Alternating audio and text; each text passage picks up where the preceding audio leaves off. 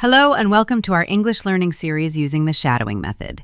In today's lesson, we have chosen the story, The Tale of Peter Rabbit, for our practice. During this lesson, you will listen carefully and practice shadowing, and you will also learn the meanings of the key vocabulary used in the story. Take your time, listen closely, and repeat naturally. Now, let's begin. Listen carefully, repeat after me.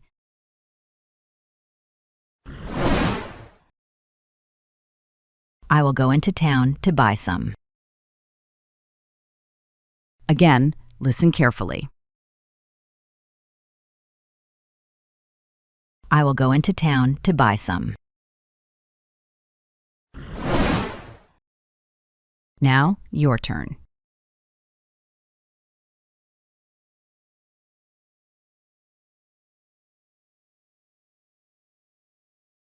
Say it again.